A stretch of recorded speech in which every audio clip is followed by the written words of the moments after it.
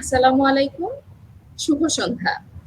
সবাইকে সাদর আমন্ত্রণ জানাচ্ছি এনইউবি বিজনেস স্কুল কর্তৃক আয়োজিত আমাদের আজকের ওয়েবিনারে।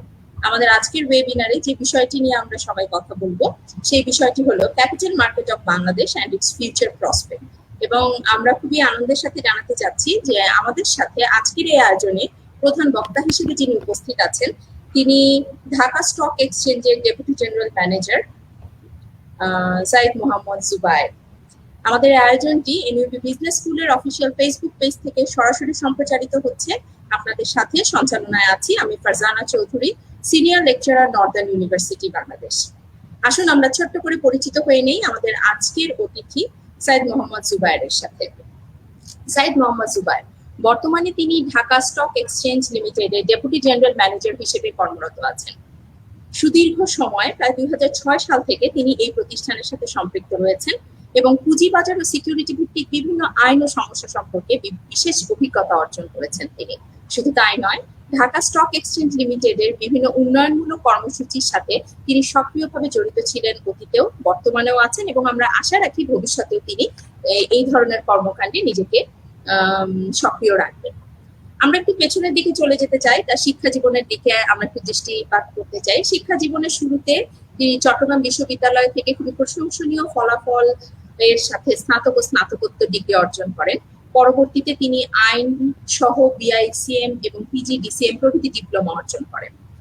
সিজিআইএ ইনস্টিটিউট থেকে chartered global investment analyst, USA এবং সিজিআইএ ইনস্টিটিউট থেকে মার্কিন যুক্তরাষ্ট্রের সনদ ও সদস্য পদ লাভ করেন জনাব সাইদ।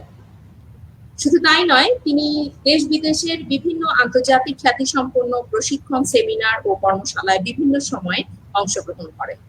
কর্মজীবনে এত কর্মমুখর একটি মানুষ কর্মজীবনে সফলতার পাশাপাশি বিশেষ কিছু দিকে তিনি সফলতা অর্জন করেন এবং দক্ষতা অর্জন করেন। আমরা একটু বলতে চাই, তার মধ্যে উল্লেখযোগ্য হলো capital market, corporate finance, securities law, investment, compliance এদের মধ্যে উল্লেখযোগ্য। এবার আমরা সরাসরি চলে যাব আমাদের আজকের আয়োজনের প্রধান বক্তা সাইদ মোহাম্মদ জুবায়ের স্যারের কাছে। স্যার, আপনি কেমন আছেন? আলহামদুলিল্লাহ, থ্যাংক ইউ। আপনাকে অশেষ ধন্যবাদ।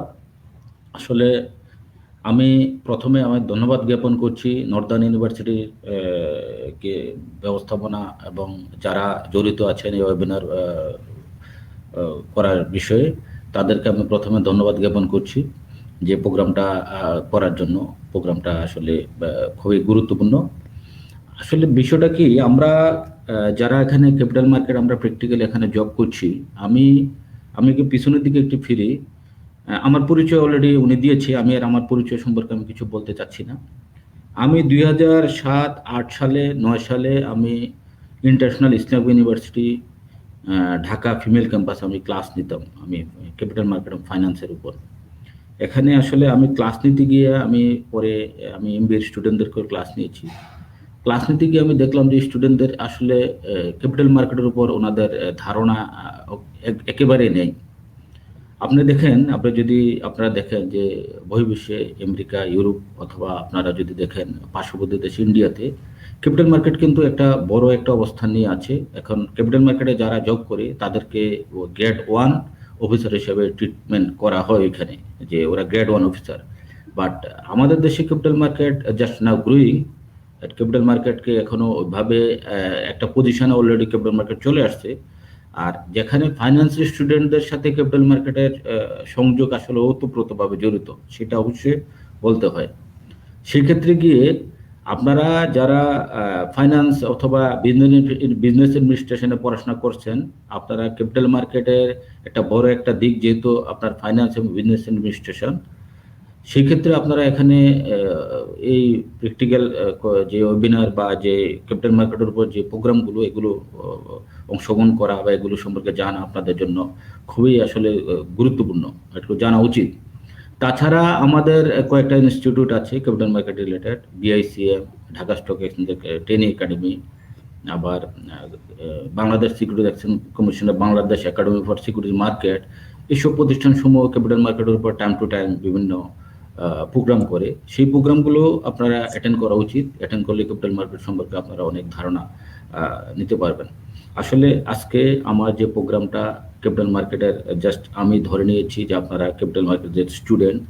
আমি কিছু ফান্ডামেন্টাল এবং কিছু প্র্যাকটিক্যাল সহ আমি ক্যাপিটাল মার্কেটের ফিউচার প্রসপেক্ট ইস্যুগুলো নিয়ে আপনাদের আলোকপাত করব। আশা করি আপনারা আমার প্রোগ্রাম থেকে কিছুটা হলেও উপকৃত হবেন ইন ফিউচার আপনাদের কেরিয়ার ডেভেলপমেন্ট অ্যান্ড ক্যাপিটাল মার্কেটে কেউ যদি মনে করেন যে আমি এখানে কেরিয়ার ডেভেলপ করতে চাই, সেই সম্পর্কে আপনারা একটা ইয়ে হবেন, মানে আপনাদের জ্ঞান অর্জন হবে ইনশাল্লাহ।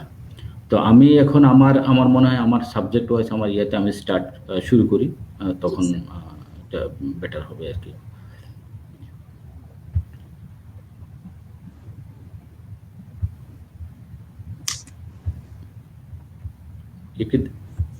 দেখা যাচ্ছে স্লাইড থেকে আসছে? জি স্যার, এসেছে। স্যার, আমরা এখন সামগ্রিকভাবে বিষয়টা নিয়ে একটু জানতে চাচ্ছি আপনার কাছে। আচ্ছা, এখন আমার মূল এখানে টপিকটা আপনারা দেখতে পাচ্ছেন যে capital market of Bangladesh and its future prospects. তাহলে আমি টপিক দেখে আমি বুঝতে পারছি যে ক্যাপিটাল মার্কেট নিয়ে এখানে আলোচনা হবে, বাংলাদেশের ক্যাপিটাল মার্কেটের অবস্থা কি, এখন কি অবস্থার মধ্যে আছে এবং ভবিষ্যতে আসলে এখান থেকে আমরা কি আশা করতে পারি। এটাই আমার মানে সম্পূর্ণ আমার যে আজকে লেকচার দেব সেটার অংশটাই এটা, যে এখন কি পর্যায়ে আছে, ভবিষ্যতে আমরা ক্যাপিটাল মার্কেট থেকে কি আশা করতে পারি, সেটাই আমি এখন আপনাদেরকে একটু ইয়ে করবো আর কি। এখন আমি শুরুতে যদি বলি, আমি দেখা যাচ্ছে সেকেন্ড স্লাইড? স্যার, ফ্রন্ট স্লাইডটাই আছে আমার মনে হয়। সেকেন্ড স্লাইডটা আসছে না স্যার, এখনো আসেনি স্ক্রিনে।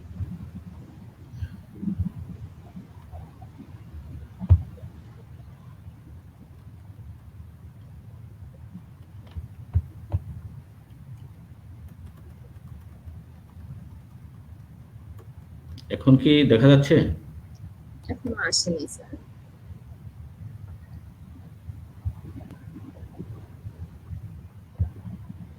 স্যার, এখন এসেছে রেগুলেটর। ওকে, এভাবে দিতে হবে, ঠিক আছে। এখন আমার ক্যাপিটাল মার্কেটের যে ইস্যুটা আমাকে ধরতে হবে যে এখানে আসলে who are the responsible to operate the capital market, to maintain discipline in the capital market. কারা এখানে আসলে দায়িত্ব কার? Who is the responsible to operate all activities or to maintain the market and to disclose any operational activities in the capital market. এখানে শুরুতে আমি বলবো Bangladesh capital মার্কেটের রেগুলেটর হলো Bangladesh securities and exchange commission. আপনারা দেখতে পাচ্ছেন বেশি দিন আগের কথা না, 1993-তে Bangladesh securities exchange commission established হয়েছে এবং ক্যাপিটাল মার্কেট ডেভেলপমেন্ট করার জন্য, ইনভেস্টর ইন্টারেস্ট মেনটেন করার জন্য, রুলস অ্যান্ড রেগুলেশনগুলো তৈরি করার জন্য এবং আপনার ক্যাপিটাল মার্কেটকে শেপের জন্য স্ট্যাটিউটরি বডি হিসাবে ওরা কাজ করছে, যেটা ফাইন্যান্স মিনিস্ট্রির আন্ডারে ক্যাপিটাল মার্কেট পরিচালিত হয়। এবং Bangladesh securities exchange commission category একটা কমিশন। বাংলাদেশ এখানে international organization of securities commission আইস্কুর 22 ডিসেম্বর 2013 ওনারা বাংলাদেশ সিকিউরিটিজ এক্সচেঞ্জ কমিশনকে ক্যাটাগরি একটা সংস্থা হিসাবে অনুমোদন দেন। এখন আমার সেকেন্ড স্লাইডে দেখতে পাচ্ছেন যে ফাংশন অফ বিএসইসি। আসলে বিএসইসি কি করে, বিএসইসির কাজ কি? BSEC means Bangladesh securities and exchange commission. Bangladesh securities and exchange commission কি করছেন, ফাংশনটা কি? ফাংশনটা প্রথমে হলো regulating the business of the stock exchanges or any other securities market. যদি আপনারা আমি বলতে চাই যে Bangladesh securities capital market only equity base একটা মার্কেট। আপনারা শুনেছেন কিনা, যেহেতু ফাইন্যান্সে যদি কেউ পড়েন, আপনারা ডেরিভেটিভস মার্কেট, আপনারা কমোডিটি এক্সচেঞ্জ, ওইসব সম্পর্কে আপনারা মনে হয় শুনে থাকতে পারেন। ওই সমস্ত যদি যে কোনো ডেরিভেটিভ, যে কোনো সিকিউরিটিজ, যে কোনো কমোডিটি লেনদেন করার ক্ষেত্রে যদি কোনো স্টক এক্সচেঞ্জ বা কোনো এক্সচেঞ্জ, কমোডিটি এক্সচেঞ্জ এস্টাবলিশ করতে চায়, তখন বাংলাদেশ সিকিউরিটিজ এক্সচেঞ্জ কমিশন থেকে লাইসেন্স নিতে হয় আন্ডার সিকিউরিটিজ এক্সচেঞ্জ অর্ডিন্যান্স 1969। তো তো তারপরে registering and regulating the business of stock broker, sub broker, share transfer agent, merchant bank, manager of issues, trustee of trust deeds, register of an issue, underwriters, portfolio manager, investment adviser and other intermediaries in the securities market. That means আমি ইন্টারমিডিয়ারিগুলো যেহেতু পরবর্তী স্লাইডে দিয়েছি, আমি এখানে detail বলছি না। ক্যাপিটাল মার্কেটে যত ইন্টারমিডিয়ারি আছে সেই ইন্টারমিডিয়ারিগুলোকে licence securities Bangladesh security exchange commission দেয়। Without licensing from Bangladesh security exchange commission no one can operate their activities in the capital market. অতএব লাইসেন্সিং একটা বড় পার্ট, লাইসেন্স ছাড়া কোনো প্রতিষ্ঠান বাংলা ক্যাপিটাল মার্কেটে কাজ করতে পারে না। Then registering, monitoring and regulating of collective investment scheme including all form of mutual fund. আপনারা জেনে থাকবেন যে capital Bangladesh security exchange commission Bangladesh capital market ডেভেলপমেন্টের জন্য মিউচুয়াল ফান্ড ইস্যু করার জন্য অনুমতি দেয়, যেখানে এখানে মিউচুয়াল ফান্ড হলো কালেক্টিভ ইনভেস্টমেন্ট স্কিম। সেই স্কিমের আন্ডারে এখানে কেউ ফান্ড রেজ করে ক্যাপিটাল মার্কেটে সে লিস্টিং করে লেনদেন করাতে পারে। Then monitoring and regulating all authorized self-regulatory organization in the securities market. Self-regulatory organization K small বলা হয় SRO, দ্যাট মিনস যারা নিজেরাই নিজেদের রেগুলেশন করছে। ওই কোম্পানিগুলোর মধ্যে আছে ঢাকা স্টক এক্সচেঞ্জ সমূহ, central depository Bangladesh limited, central counterparty Bangladesh limited, যারা নিজেরাই রেগুলেশন করে নিজেরা পরিচালিত হয়, সেই সব প্রতিষ্ঠানগুলোকে সেলফ রেগুলেটরি অর্গানাইজেশন বলা হয়। সেই প্রতিষ্ঠানগুলো কাজকর্মগুলো মনিটরিং করা, রেগুলেটিং করা, এটা হলো বাংলাদেশ সিকিউরিটি এক্সচেঞ্জ কমিশনের একটা কাজ। প্রহিবিটিং fraudulent and unfair trade practices relating to securities trading in any securities market. যে কোনো সিকিউরিটিজ মার্কেট, কমোডিটি এক্সচেঞ্জ অথবা স্টক এক্সচেঞ্জ অথবা ডেরিভেটিভস মার্কেট, যেখানে হোক, যদি কোনো ফ্রডুলেন্ট অর আনফেয়ার ট্রেডের প্র্যাকটিস হয়, সেটা রেগুলেট করার, সেটাকে প্রহিবিটেড করার দায়িত্ব বাংলাদেশ সিকিউরিটি এক্সচেঞ্জ কমিশনের। Promoting investor education, providing trading for intermediaries of the securities market. Investor education আপনারা জেনে থাকবেন কি জানি, আপনারা বাংলাদেশ সিকিউরিটিজ এক্সচেঞ্জ কমিশন গত অক্টোবরে ফার্স্ট উইক ইনভেস্টর উইক করেছে। সেটা সারা বিশ্বেই কিন্তু investor week, IOSCO international organization for securities market, সারা বিশ্বে ইনভেস্টর উইক পালন করা হয় অক্টোবর ফার্স্ট উইকে। বাংলাদেশ সিকিউরিটিজ এক্সচেঞ্জ কমিশনে সেরকম প্রতি বছর আজকে 4 বছর ধরে এই উইক পালন করছেন।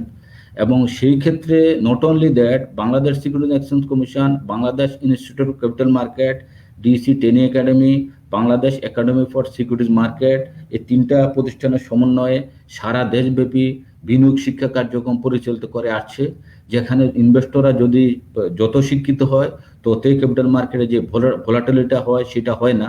কারণ আমাদের ক্যাপিটাল মার্কেটে সাধারণত আপনার ইনভেস্টর হলো, মূল ইনভেস্টর হলো রিটেলার, যারা ক্ষুদ্র বিনিয়োগকারী বলা হয় যাদেরকে। আমি গত 2017-এ আমি BSc Bombay stock exchange, national stock exchange of India এবং NISM national securities institute for securities market, ওইখানে আমি ভিজিট করেছিলাম। ওইখানে গিয়ে আমি তাদের ইনভেস্টর ফান্ডামেন্টালটা আমি দেখেছিলাম। এখানে দেখলাম যে 70% ইনভেস্টমেন্ট হয় ফরেন এবং ইনস্টিটিউটের ইনভেস্টমেন্ট, আর 30% অনলি রিটেল ইনভেস্টররা ইনভেস্ট করে। আর হোয়ারাস বাংলাদেশ ক্যাপিটাল মার্কেটে 90% রিটেলার, দ্যাট মিনস ক্ষুদ্র বিনিয়োগকারী যাদেরকে বলা হয় আমাদের আইনের ভাষায়, আর 10% ইনস্টিটিউট এখানে হোল্ড করছে। সেই কারণে আমাদের ক্যাপিটাল মার্কেটটা বেশি ভালনারেবল এবং বেশি ভোলাটিলিটি বেশি এখানে।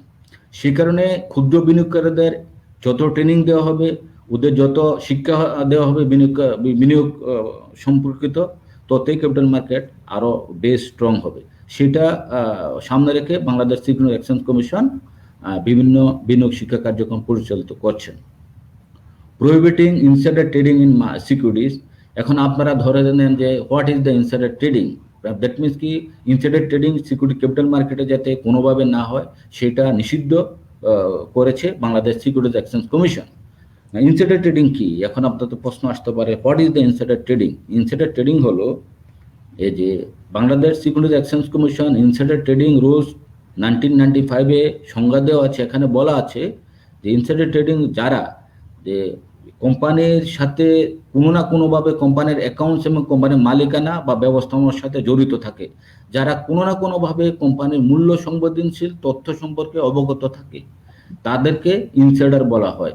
সেই ইনসাইডাররা যাতে ওরা বেনিফিট নিয়ে, যেমন কোনো ভালো খবরের সময় ওরা শেয়ার আগে থেকে কিনে বা কোনো খারাপ খবরের সময় শেয়ার আগে থেকে বিক্রি করে পজিশন না নিতে পারে, সেইটা prohibition Bangladesh security exchange commission করছে। এটা একটা গুরুত্বপূর্ণ কাজ ক্যাপিটাল মার্কেটের। সেই কাজটা Bangladesh security exchange commission look after করে, টাইম টু টাইম সেই বিষয়ে বিভিন্ন নির্দেশনা দিয়ে প্রহিবিট করার চেষ্টা করছে। Regulating the substantial acquisition of shares and take over of companies.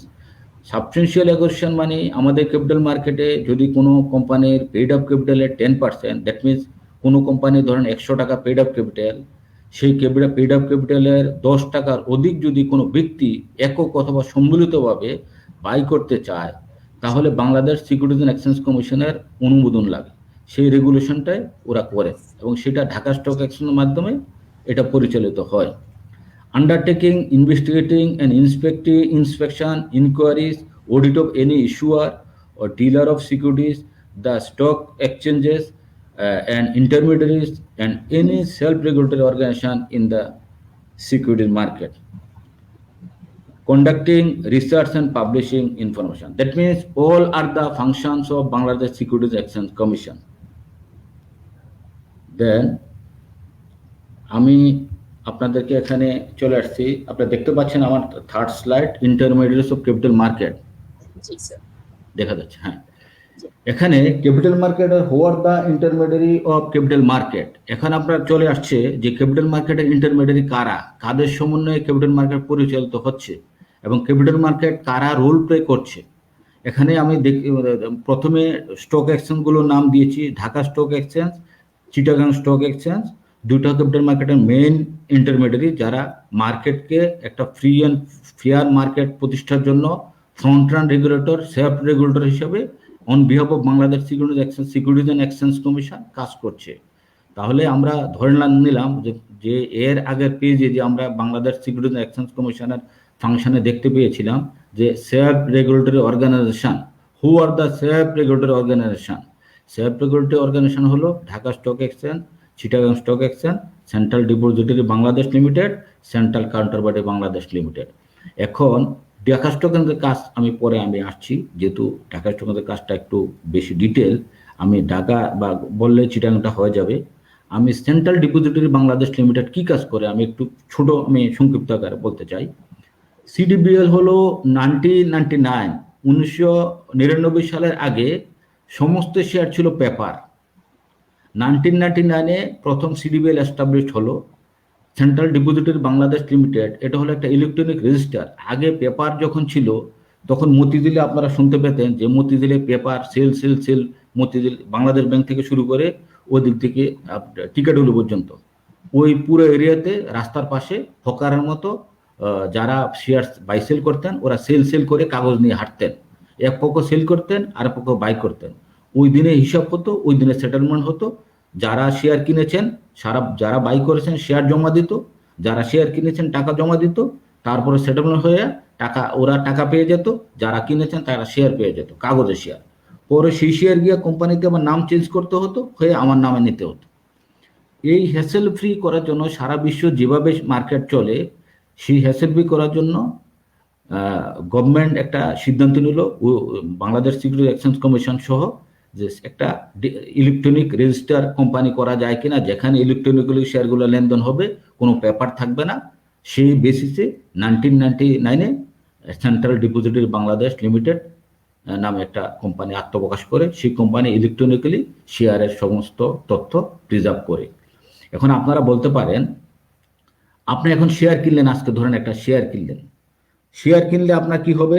আপনি বাই করলেন, বাই করে আপনি টাকা জমা দিলেন, আপনার শেয়ার বাই হয়ে গেল, এক্সিকিউট হয়ে গেল। আপনি কোনো কাগজ পাচ্ছেন না হাতে, কিন্তু আপনি এখানে কোনো এগ্রিমেন্ট আমরা করতে হয় না কারোর সাথে। আপনার সেলারকে সেটাও আপনি দেখেননি কিন্তু, যে কে সেল করেছে। বাট আপনি 1 কোটি টাকা শেয়ার কিনে আপনার বাড়িতে গিয়ে বসে থাকলেন, সেই শেয়ারটা কিভাবে এক্সিকিউট হবে? সেন্ট্রাল ডিপোজিটরি বাংলাদেশ লিমিটেড সেটা এনশিওর করছে। সম্ভবত আপনার একটা বিউ অ্যাকাউন্ট থাকবে, বিউ মানে বেনিফিশিয়ারি অনার্স অ্যাকাউন্ট, সেই অ্যাকাউন্টে আপনার শেয়ারটা জমা হয়ে যাবে ইলেকট্রনিক্যালি। দ্যাট মিনস আপনি হাতে কিছু ছুলেন না, দেখলেন না, কিন্তু আপনার সম্পদ কিন্তু আপনার অ্যাকাউন্টে জমা হয়ে গেছে। সেটি হলো electronic central depository Bangladesh limited, এটা ব্যবস্থাপনা সেটা করেন। তারপর নতুন একটা কোম্পানি আত্মপ্রকাশ করেছে, সেটা এখনো কার্যক্রম শুরু করেনি।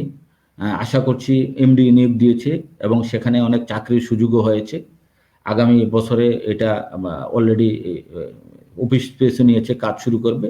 এটা হলো central counter party Bangladesh limited. এখন আমার নামটা কেমন কেমন লাগছে যে এটা এই প্রতিষ্ঠান আসলে কি করে। এই প্রতিষ্ঠান এখন আপনার ক্লিয়ারিং অ্যান্ড সেটেলমেন্ট বলতে একটা কিছু আছে। ধরেন আপনি টাকা দিলেন, আপনার শেয়ারটা সময়মতো আপনার অ্যাকাউন্টে জমা হবে। আপনি শেয়ার কিনলেন বা আপনার শেয়ার বিক্রি করলেন, আপনি সেই টাকাটা সময়মতো আপনার অ্যাকাউন্টে, সময়টা আমি পরবর্তী বলবো, আমি রিপিট করছি না এই কারণে, সময়মতো আপনার অ্যাকাউন্টে টাকাটা জমা হবে। এইটা কি এনশিওর করবে? এটা এখন ঢাকা স্টক এক্সচেঞ্জ করছে। আসলে ঢাকা স্টক এক্সচেঞ্জের কাজ কিন্তু সেটা না। ক্লিয়ারিং সেটেলমেন্টের কাজ স্টক এক্সচেঞ্জ করে না। সারা বিশ্বে ক্লিয়ারিং অ্যান্ড সেটেলমেন্টের কাজ করে। ক্লিয়ারিং অ্যান্ড সেটেলমেন্টের জন্য আলাদা কোম্পানি এস্টাবলিশ করা। জাস্ট বাংলাদেশ এটা আত্মপ্রকাশ করেছে ক্লিয়ারিং সেটেলমেন্ট মেনটেন করার জন্য। সেই কোম্পানিটার নাম হলো central counter party Bangladesh limited, এটা হলো সিসিবিএল। দেন কারা এখানে রোল প্লে করছে শেয়ার বাইসেলের জন্য? ঢাকা স্টক এক্সচেঞ্জ আন্ডারে 250টা ট্রেক হোল্ডার আছে। চিটাং স্টক এক্সচেঞ্জের আন্ডারে 142টা ট্রেক হোল্ডার আছে। ট্রেক হোল্ডার মানে কি? Trading right entertainment certificate holders. ওদের কাজ কি? আমাদের বর্তমান আইন অনুযায়ী কোনো কোম্পানি যদি প্রাইভেট অথবা public limited company first eligible to get trading right entertainment certificate, that means Dhaka stock exchange থেকে সেই সার্টিফিকেটটা তাদেরকে অর্জন করতে হবে। দেন সেই সার্টিফিকেটের ক্ষমতায় বলে ওরা বাংলাদেশ সিকিউরিটিজ অ্যান্ড এক্সচেঞ্জ কমিশনে ব্রোকার ও ডিলার লাইসেন্সের জন্য অ্যাপ্লাই করবে। হু আর দ্য ব্রোকার? এখন আপনারা বলেন, আমরা যখন বিসিতে গিয়েছিলাম, বোম্বে স্টক এক্সচেঞ্জের যে রাস্তাটা নিচে রাস্তাটার নাম হলো দালাল স্ট্রিট, মানে দালালদের রাস্তা। লাইক দ্যাট ব্রোকার হলো যারা অন্যের হয়ে শেয়ার কেনাবেচা করবে, তাদেরকে ব্রোকার বলা হয়। আর ডিলার হলো যারা নিজেদের জন্য শেয়ার কেনাবেচা করে, তাদেরকে ডিলার বলা হয়। Being a trek holder of Dhaka stock exchange, they are entitled to get 2 license from Bangladesh Securities and Exchange Commission. One is broker license and another is dealer license. That means broker who will execute share on behalf of customer, and dealer who will execute share on behalf of itself. এই দুইটা কাজ সেরা trek licence হলে ওরা করতে পারে। দেন 63 merchant bank আছে বাংলাদেশে। Merchant bank, who are the merchant bank, তাদের কাজ কি? একটা মার্চেন্ট ব্যাংক 3টা কাজ করে। একটা হলো issue manager, portfolio manager, under writer. এখন আমার প্রশ্ন আসতেছে, who are the issue manager, function of issue manager. আমি শর্ট বলছি, কারণ ক্যাপিটাল মার্কেট একটা সাগর, এখানে বললে কিন্তু বলা শেষ হবে না, কারণ একটা টপিক নিয়ে কিন্তু 3 ঘন্টা ক্লাস নেওয়া যায়। ইস্যু ম্যানেজার হলো যারা, ধরুন আমাদের স্টক এক্সচেঞ্জে এখন 325টা লিস্টেড কোম্পানি আছে। এই লিস্টেড কোম্পানি তারা কিভাবে এলো স্টক এক্সচেঞ্জে? যদি কোনো কোম্পানি স্টক এক্সচেঞ্জে তালিকাভুক্ত হতে চায়, তাদেরকে প্রথমে একটা ইস্যু ম্যানেজারের সাথে এগ্রিমেন্ট করতে হয়। স্টক এক্সচেঞ্জে কোম্পানি তো আসা যাওয়া কোনো কিছুই হবে না। Issue manager on behalf of stock ইস্যুয়ার মানে কোম্পানি, ওরা সমস্ত কাগজপত্র রেডি করে স্টক এক্সচেঞ্জ জমা দিবে। লিস্টিং হওয়া পর্যন্ত কাজ সব ইস্যু ম্যানেজার। লিস্টিং এর পরে কোম্পানিতে আমরা করসপন্ডেন্স করি। দ্যাট মিনস ইস্যু ম্যানেজারের কাজ হলো to listed the company to listing the company to the stock exchange and to correspond all document with the commission, regulator and stock exchange. ওদের কাজ হলো ইস্যু ম্যানেজারের কাজ। এখন পোর্টফোলিও ম্যানেজার কারা? এখন আপনি যদি কোনো ব্রোকারে বা কোনো মার্চেন্ট ব্যাংকে আপনি যদি কোনো ইনভেস্ট করতে যান, আপনাকে লোন দেওয়া হবে, সেটাকে বলে মার্জিন লোন। 99 আন্ডারে একটা আইন আছে, সেই আইনের আন্ডারে ব্রোকারদের এবং মার্চেন্ট ব্যাংকের আইন অনুযায়ী মার্চেন্ট ব্যাংকে লোন দেওয়া হয়। ধরেন এখন লোনের রেশিও হলো, আপনার কাছে 1 টাকা আছে বা 1 টাকা শেয়ার আছে, একটা ব্রোকারে আপনি 1 টাকা জমা দিবেন বা একটা মার্চেন্ট ব্যাংকে আপনি 1 টাকা জমা দিবেন। মার্চেন্ট ব্যাংক অথবা ব্রোকার আপনাকে 50 পয়সা লোন দিবে। দ্যাট মিনস আপনি 100 টাকা জমা দিলেন, আপনাকে 50 টাকা লোন দিবে। সেই লোনটা কোন কোম্পানিকে দিবে, এখন কিছু ক্যাটাগরি আছে আমাদের এখানে, কোন কোম্পানিকে লোন দেওয়া যায়, কোন কোম্পানিকে লোন দেওয়া যায় না। যেমন প্রাইস আর্নিং রেশিও যাদের 40 নিচে সেসব কোম্পানি, 40 উপরে সেসব কোম্পানিকে লোন দেওয়া যাবে না। যাদের 40 নিচে সেসব কোম্পানিকে লোন দেওয়া যাবে। জেড ক্যাটাগরি কোম্পানি কি এটা আমি পরে বলছি, ওই কোম্পানিতেও লোন দেওয়া যাবে না। হ্যাঁ, সেই সব কিছু প্যারামিটার সেট করা আছে। সেই সেট কাজটাই করে পোর্টফোলিও ম্যানেজাররা। মানে দ্যাট মিনস তারা ইনভেস্টরের extend the loan to the approve client by under approve regulation, সেটা কাজটা করে পোর্টফোলিও ম্যানেজার। এবার ধরেন under writer, who are the under writer? Under writer কে? যখন একটা কোম্পানি ক্যাপিটাল মার্কেটে আসে, ধরেন সারা 100 টাকা শেয়ার ক্যাপিটাল মার্কেটে ছাড়বে, বা কোনো একটা কোম্পানি, আপনারা রাইট শেয়ার বলতে কি শুনেছেন? যে ধরেন আমার 100টা শেয়ার আছে, কোম্পানি এক্সপানশন করতে চায়, আবার কোম্পানি কি করলো, রাইট বোর্ডে রাইট অনুমোদন দিল যে রাইট আমরা রাইট ইস্যু করব, তখন সিকিউরিটিজ এক্সচেঞ্জ কমিশনের অনুমোদন সাপেক্ষে সেই রাইটটা ক্যাপিটাল মার্কেট থেকে ওরা উইথড্র করে। রাইট কিভাবে? 100টা শেয়ার আছে, 1:1 আমি রাইট দেবো, মানে আমি আরো 100টা শেয়ার রাইট দেবো।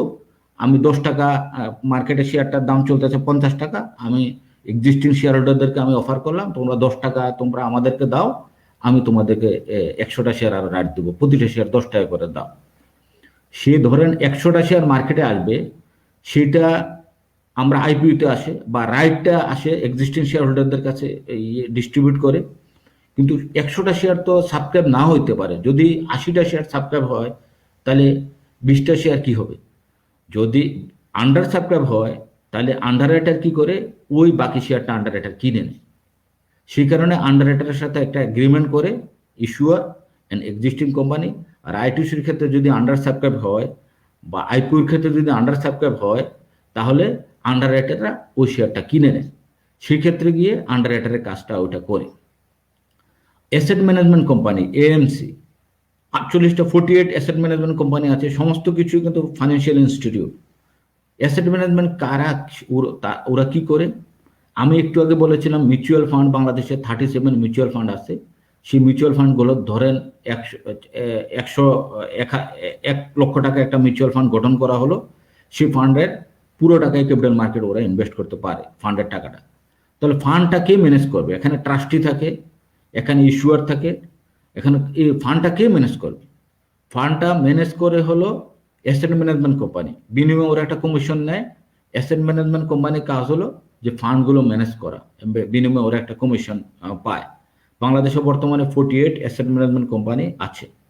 এইটা হলো কাস্টোডিয়ান অফ মিউচুয়াল ফান্ড। আমি যে একটু আগে বললাম যে মিউচুয়াল ফান্ডে যে টাকা পয়সা একটা ব্যাংক, ফাইন্যান্সিয়াল ইনস্টিটিউটে জমা থাকে, কিন্তু অ্যাসেট ম্যানেজমেন্টে থাকে না। Asset management only fund manage করে। সে টাকা পয়সা যাকে, যে প্রতিষ্ঠানে জমা টাকা পয়সা অথবা সিকিউরিটিজ যেখানে জমা করার এখতিয়ার থাকে, সেই প্রতিষ্ঠানকে কাস্টোডিয়ান বলে। বর্তমানে 8টা মিউচুয়াল ফান্ডের কাস্টোডিয়ান আছে। সিকিউরিটিজ কাস্টোডিয়ান, সিকিউরিটিজ কাস্টোডিয়ান কারা? বিভিন্ন সিকিউরিটিজ বিভিন্ন প্রতিষ্ঠানে জমা রাখে। কিভাবে আমি একটু বলি আপনাদেরকে। আসলে এখন ক্যাপিটাল মার্কেটের ইস্যু তো অনেক ডেপথ ইস্যু। যখন কোনো ফরেনার শেয়ার বাই করে, সে কিন্তু ব্রোকারের মাধ্যমে করে না। যাবতীয় শেয়ার অথবা টাকা তাকে একটা কাস্টোডিয়ানের প্রতিষ্ঠানের মধ্যে থাকে। বাংলাদেশে সাধারণত এসএসবিসি, স্ট্যান্ডার্ড চার্টার্ড, এই দুটো ব্যাংকে ফরেন কাস্টোডিয়ান হিসেবে কাজ করে। ফরেনাররা যখন শেয়ার বাই করে, তখন সেই শেয়ারটা কাস্টোডিয়ানে জমা থাকে। ফরেনার যখন টাকা জমা করে, সেই শেয়ারটা কাস্টোডিয়ানে জমা থাকে, কাস্টোডিয়ানের মাধ্যমে ব্রোকারে সেটেল করে। সেই বাংলাদেশে 11টা সিকিউরিটিজ কাস্টোডিয়ান প্রতিষ্ঠান আছে, কমিশন থেকে, বাংলাদেশ সিকিউরিটিজ এক্সচেঞ্জ কমিশন থেকে লাইসেন্স প্রাপ্ত। আপনারা জানেন যে রেটিং কোম্পানি বলতে এক কোম্পানি আছে, যারা বিজনেস প্রতিষ্ঠান, যারা ব্যাংক, যারা ফাইন্যান্সিয়াল ইনস্টিটিউট, যারা ব্যাংকের লোন, এসবগুলো রেটিং করে। এখন একটা যদি কেউ ধরেন আপনি কোনো প্রতিষ্ঠানে অ্যাপ্লাই করলেন, আপনি একটা প্রতিষ্ঠান, আপনি একটা লোনের জন্য অ্যাপ্লাই করলেন, তখন আপনার প্রতিষ্ঠানটা রেটিং করে দেখা হবে আপনার প্রতিষ্ঠানটা কি অবস্থা, সেই লোনটা রিপে করার ক্ষমতা আপনার আছে কি না। সেই রেটিংটা করছে রেটিং কোম্পানি। বাংলাদেশে বর্তমানে 8টা রেটিং কোম্পানি আছে। আমি একটু আগে বলেছিলাম ট্রাস্টির বিষয়ে। ট্রাস্টি দ্যাট মিনস কি, যখন একটা ফান্ড, মিউচুয়াল ফান্ড গঠন করা হয়, সেই মিউচুয়াল ফান্ডের টাকা পয়সা কোথায় কে কি করছে, ফান্ডগুলো লুক আফটার করছে হলো ট্রাস্টি। বাংলাদেশে 103 ট্রাস্টি এখন লাইসেন্সধারী। তারপরে ফান্ড ম্যানেজার আছে 18 ফান্ড ম্যানেজার। আর Bangladesh security institute of capital market, এটাও একটা ক্যাপিটাল মার্কেট ইন্টারমিডিয়ারি যারা ক্যাপিটাল মার্কেটের বিনিয়োগ শিক্ষা কার্যক্রম পরিচালনা করে। তা আপনারা এই স্লাইডটা দেখানোর আমার একটা উদ্দেশ্য, বাংলাদেশ সিকিউরিটি এক্সচেঞ্জ কমিশনের লাইসেন্সকৃত ক্যাপিটাল মার্কেটে কাজ করে এতগুলো প্রতিষ্ঠান, এখানে কিন্তু আপনাদের চাকরির আছে, মানে এখানে সুযোগ থাকে।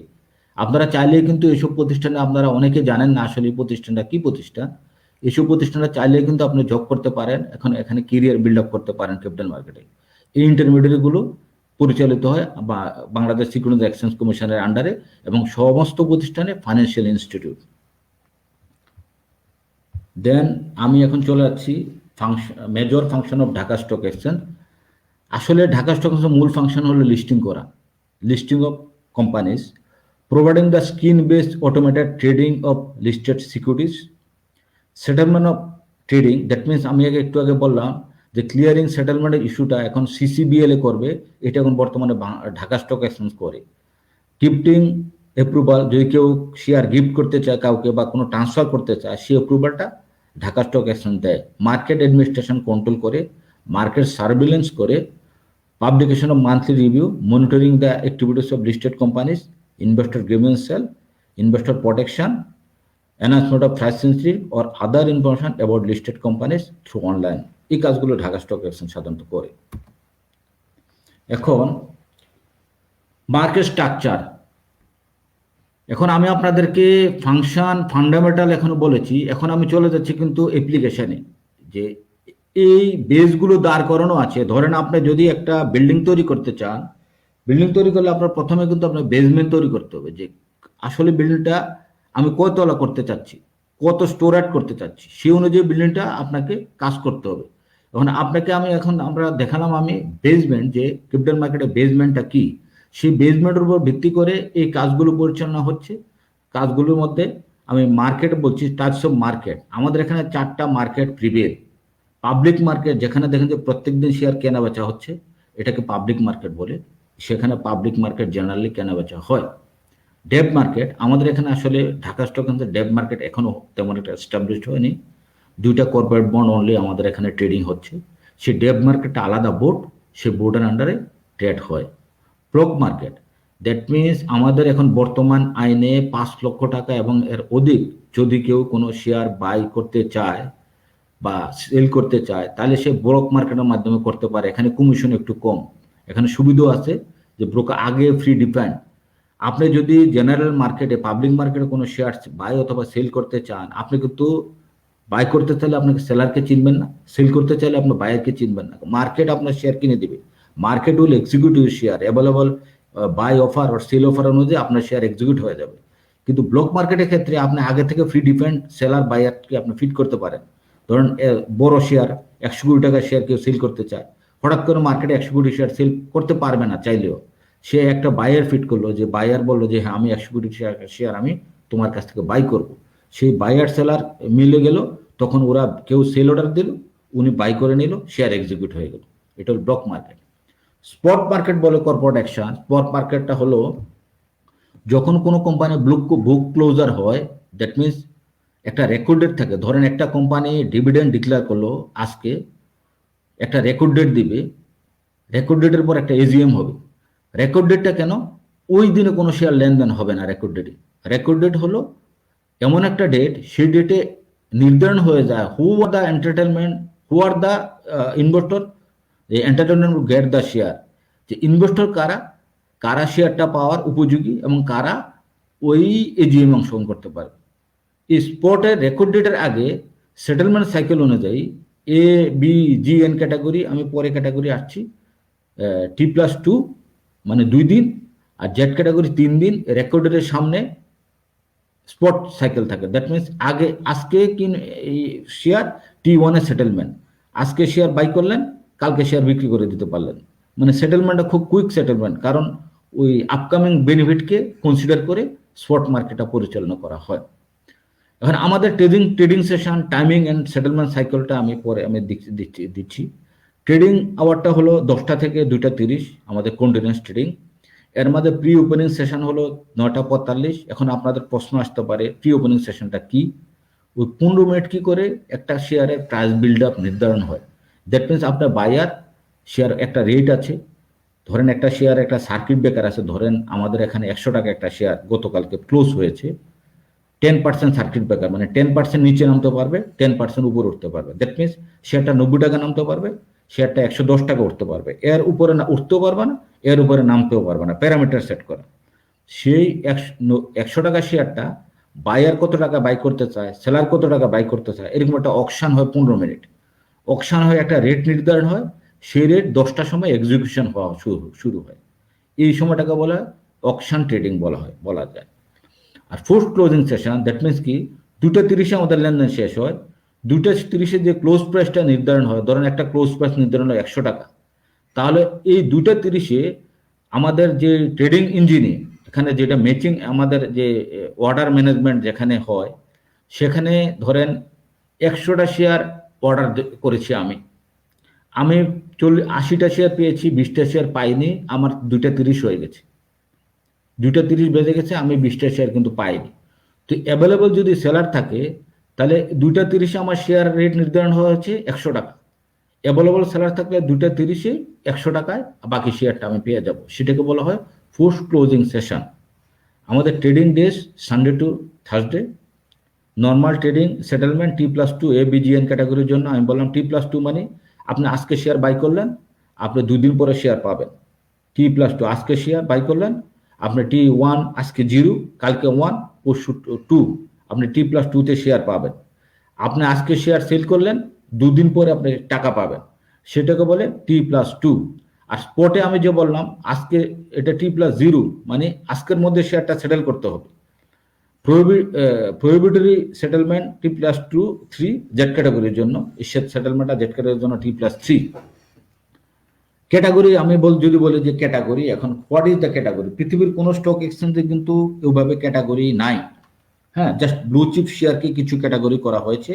আমাদের স্টক এক্সচেঞ্জ আপনি বোঝেন যে আমাদের আসলে উদ্যোক্তারা অনেক, আপনার ক্যাপিটাল মার্কেট এখন দেখেন যে আপনার ব্যাংকের লোন নিয়ে অনেকে লোন শোধ করতে চায় না, উদ্যোক্তারা এখানে ইন্ডাস্ট্রি করে ক্যাপিটাল মার্কেট থেকে টাকা নিয়ে অনেকে আবার দেশের বাইরে চলে যাচ্ছে, ইনভেস্টর প্রোটেকশন হচ্ছে না। সেসব চিন্তা করে বাংলাদেশ সিকিউরিটিজ এক্সচেঞ্জ কমিশন ইনভেস্টরদেরকে অ্যাটাক করার জন্য ওনারা কিছু ক্যাটাগরি সেট করে দিয়েছে। A category company declare 10% or more dividend, যারা 10% এবং অধিক ডিভিডেন্ড দেয় তাদেরকে এ ক্যাটাগরি বলে। যারা 10% নিচে ডিভিডেন্ড দিবে তাদেরকে বি ক্যাটাগরি। যারা নতুন গ্রিনফিল্ড কোম্পানি, মানে ক্যাপিটাল মার্কেট থেকে টাকা নিয়ে ওরা টাকা নিয়ে কোম্পানি এস্টাবলিশ করবে, তাদেরকে গ্রিনফিল্ড বলে। দ্যাট মিনস বাংলাদেশে একটা কোম্পানি আসছিল এই ক্যাটাগরিতে, এটা হলো লাফার্জ সুরমা, এখন লাফার্জ হোলসেল নামে পরিচিত। ওই কোম্পানিটা গ্রিনফিল্ড ছিল, ক্যাপিটাল মার্কেটে আসা থেকে 3 বছর পর ওরা ডিভিডেন্ড দিতে পেরেছিল। ওরা ক্যাপিটাল মার্কেট থেকে টাকা নিয়ে কোম্পানি এস্টাবলিশ করেছে। আর এন্ড ক্যাটাগরি যেসব কোম্পানি নিউলি লিস্টেড সিকিউরিটি, তারা প্রথম লিস্টিং হওয়ার পরে ডিভিডেন্ডটা যে দিবে, সেই ডিভিডেন্ডটা যেই 10% দিলে এক ক্যাটাগরি, 10% নিচে দিলে বি ক্যাটাগরি, না দিলে জেড ক্যাটাগরি। যেসব কোম্পানি ডিভিডেন্ড ডিক্লেয়ার করতে অসমর্থ হয় বা কনজিকিউটিভ 2 ইয়ার্স ওরা ক্যাশ ডিভিডেন্ড দিতে পারে না, তাদেরকে জেড ক্যাটাগরিভুক্ত করা হয়। এখন আমাদের মার্কেটে আসলে কয়টা সিকিউরিটিজ আছে দেখেন, আমাদের মার্কেটে 593 টোটাল সিকিউরিটির মধ্যে 325 কোম্পানি, তারপর 37 mutual fund, 8 debenture, 221 treasury bond, আর 2 হলো কর্পোরেট বন্ড। আমি এখানে বলে রাখি, আমাদের এখানে দেখেন যে এই যে লিস্টেড কোম্পানি 325, আর মিউচুয়াল ফান্ড আর কর্পোরেট বন্ড, এই তিনটেই কিন্তু লেনদেন হয়, বাকিগুলো লেনদেন হচ্ছে না। আমাদের ট্রেজারি বন্ড লেনদেন হয় না। ট্রেজারি বন্ড বিল যখন বাংলাদেশ ব্যাংক অ্যাপ্রুভ করে, অনুমোদন করে, সাথে সাথে স্টক এক্সচেঞ্জ O2 লিস্টিং হয়ে যায়, কিন্তু ওর ফেস ভ্যালু হলো 1 লক্ষ টাকা। কিছু রেগুলেটরি ফ্রেমওয়ার্কের কারণে ট্রেজারি বন্ড বাংলাদেশের সিকিউরিটি মার্কেট লেনদেন হচ্ছে না। তবে এটা নিয়ে কাজ হচ্ছে, আশা করা যায় আগামী জানুয়ারির মধ্যে ট্রেজারি বন্ড বাংলাদেশ ক্যাপিটাল মার্কেটে লেনদেন হবে। এটা জাস্ট আমি একটা market structure of market, capital মার্কেটে যে মার্কেট ক্যাপটা, আমি এটা যেহেতু আমাদের ডিসেম্বরে 2019টা আমি দিয়েছি, কারণ ইয়ার এন্ডিংয়ে এটা আসলে ওইভাবে ক্যালকুলেট করে। আমি মার্কেট ক্যাপটা জাস্ট আপনাদেরকে একটা হাইলাইট দিলাম। এটা হলো আমাদের বর্তমান মার্কেট ক্যাপ বিভিন্ন স্ট্রাকচারে সেট করা। লিস্টেড কোম্পানির মধ্যে আমাদের 325 কোম্পানি আছে, এর মধ্যে মাল্টিন্যাশনাল কিছু কোম্পানি চলে আসছে, ভালো company, Bata shoe, Berger, British American Tobacco, GSK, Grameen phone, হাইডেলবার্গের মতো কোম্পানি আছে, জন ভেঞ্চার কোম্পানিও এখানে কিছু লিস্টিং আছে। অলরেডি রবি আমাদের এখানে আইপিও সাবস্ক্রিপশন হয়েছে, রবিও উইদিন শর্ট টাইম আমাদের এখানে লিস্টিং হয়ে যাচ্ছে।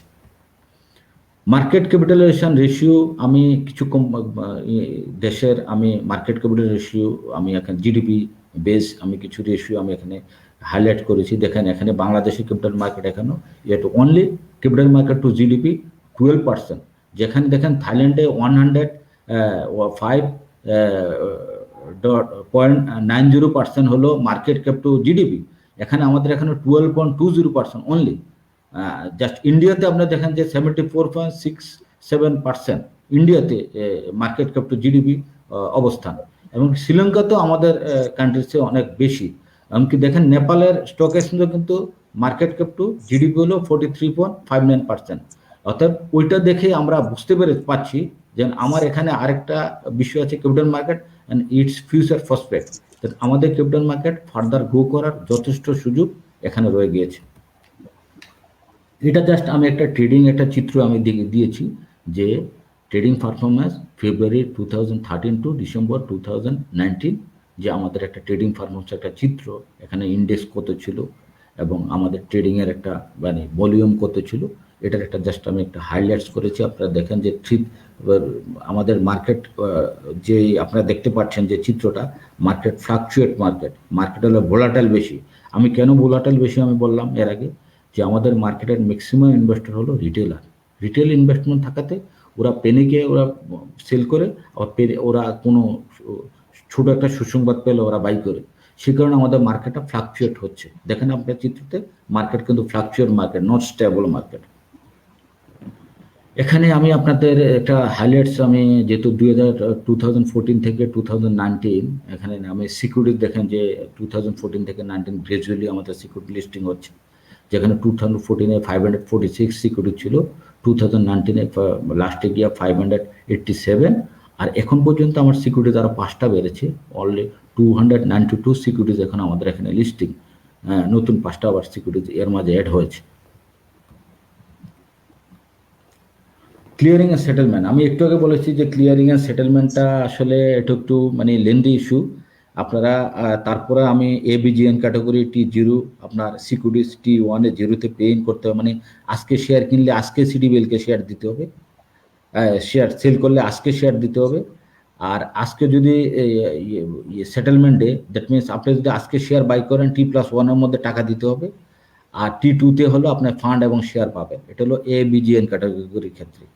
জেড ক্যাটাগরির ক্ষেত্রে সেম T0, আর শেয়ার টাকাও T1-এ দিতে হবে, আর শেয়ার পাবেন টাকা পাবেন T3-তে। আমি এটা বলেছি এর আগে, আমি এটা রিপিট করছি না, আমি এটা স্কিপ করি। আমাদের এখানে ইন্ডিসেস, আমাদের এখানে 4টে ইন্ডিক্স আছে।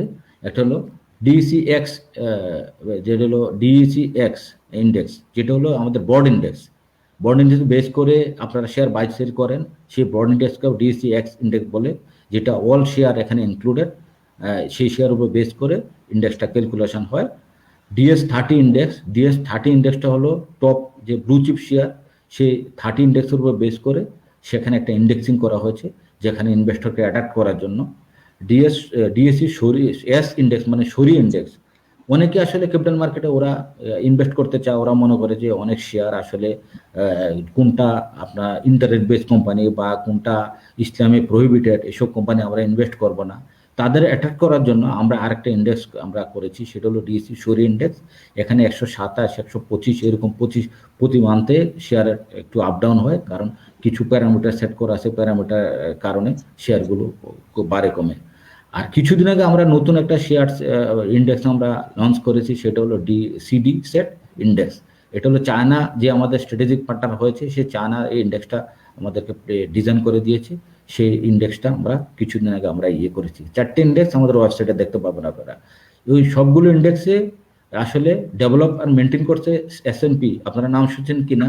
S&P হলো স্ট্যান্ডার্ড অ্যান্ড পুর একটা ইন্টারন্যাশনাল অর্গানাইজেশন যারা রেটিং কোম্পানি করে, যারা এই কাজগুলো করে সেই এসএনপি এটা কাজটা করছে। আপনারা আসলে একটা মানে stock exchange day by day gradually improving. এখানে ঢাকা স্টক এক্সচেঞ্জ কিন্তু অ্যাঙ্কার ন্যাশনাল ইনস্টিটিউট না, এখানে একটা ইন্টারন্যাশনাল প্রতিষ্ঠান হিসেবেও আত্মপ্রকাশ করেছে। আমরা কি করেছি 2018 সালে আমরা স্ট্র্যাটেজিক পার্টনার আমাদের যখন 2000 আমি আরেকটু পিছনে যাই, 2013-এ Dhaka stock exchange demutual stock exchange হয়েছে। এখন আপনারা একটা কথা পেপার পত্রিকায় বা আপনারা টিভিতে শুনেও থাকতে পারেন ডিমিউচুয়াল স্টক এক্সচেঞ্জ। এখন আপনাদের প্রশ্ন থাকতে পারে what is the demutual stock exchange, এটার ইয়ে কি, সংজ্ঞাটা কি, এটা কি করে।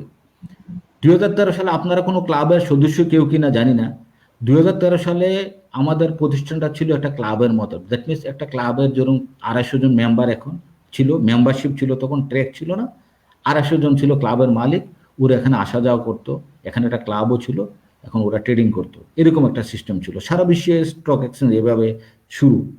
তারপরে গভর্নমেন্ট যখন 2010-এ ক্যাপিটাল মার্কেট স্ক্যাম হলো, মার্কেট ডিবেকল হলো, তখন গভর্নমেন্ট একটা তদন্ত কমিটি করেছিল। তদন্ত কমিটির 1 নম্বর এজেন্ডা ছিল to demutualize the capital market. That means ব্যবস্থাপনা থেকে পরিচালনা, বোর্ড থেকে ব্যবস্থাপনাকে আলাদা করা। দ্যাট মিনস ব্যবস্থাপকরা, ব্যবস্থাপনা কর্তৃপক্ষ, পরিচালকদের ইয়ে ছাড়া ওরা যখন তখন ডেভেলপমেন্ট যে কোনো কাজ করতে পারে, ওরা স্বাধীন হিসাবে কাজ করতে পারে, সেটার জন্য ডিমিউচুয়াল স্টক এক্সচেঞ্জ স্টাবলিশ করা হলো 2013-এ। তখন ডিমিউচুয়াল স্টকের একটা এজেন্ডা ছিল যে দ্য এক্সচেঞ্জ ডিমিউচুয়ালাইজ অ্যাক্ট যে করেছে 2013, যেটা সংসদ থেকে পাস করা, এখানে একটা এজেন্ডা ছিল যে 25% ফরেন কোনো প্রতিষ্ঠানের কাছে সেল করে বিদেশি কোনো অভিজ্ঞতা অর্জন করে এটা কাজে লাগানো। তখন আমরা পত্রিকা বিজ্ঞাপন ইন্টারন্যাশনাল আমরা অ্যাডভার্টাইজমেন্ট দিয়েছিল। তখন চায়নার একটা কনসোর্টিয়াম আসলো, শেনজেন স্টক এক্সচেঞ্জ এবং সাংহাই স্টক এক্সচেঞ্জ সমন্বয় একটা গ্রুপ আসলো, এসে আমাদের 25% স্টেক ওরা কিনেছে, 25টা শেয়ার 21 টাকা, 10 টাকা শেয়ার। ওরা অলমোস্ট এখানে 1300 টাকা, বাংলাদেশি টাকা ওরা ইনভেস্ট করেছে। ওরা এখন বাংলাদেশে 25%, ঢাকা স্টক এক্সচেঞ্জের 25% মালিক এখন Shenzhen and Shanghai stock exchange. তখন তারা এখন ওরা 25% মালিক। এখন ওদের কাজ কি? ওদের কাজ হলো স্টক এক্সচেঞ্জকে, ইন্টারন্যাশনাল স্টক এক্সচেঞ্জ যেভাবে ডেভেলপ করছে সেভাবে একটা এস্টাবলিশ করা, সেভাবে শেপ করা মার্কেটকে, ইন্টারন্যাশনাল স্ট্যান্ডার্ড সারা বিশ্বে যেভাবে মার্কেট পরিচালিত হচ্ছে, বাংলাদেশের স্টক এক্সচেঞ্জে সেভাবে তো টেকনোলজি, আইটি, আমাদের সার্ভিলেন্স, আমাদের লিস্টিং, সমস্ত ইস্যুগুলো ইন্টারন্যাশনাল স্ট্যান্ডার্ডে শেপ করা, সেটার কাজ হলো কনসোর্টিয়ামের কাজ। অ্যাজ ওয়েল এস ওরা এখানে আমাদের 25% শেয়ারের মালিক।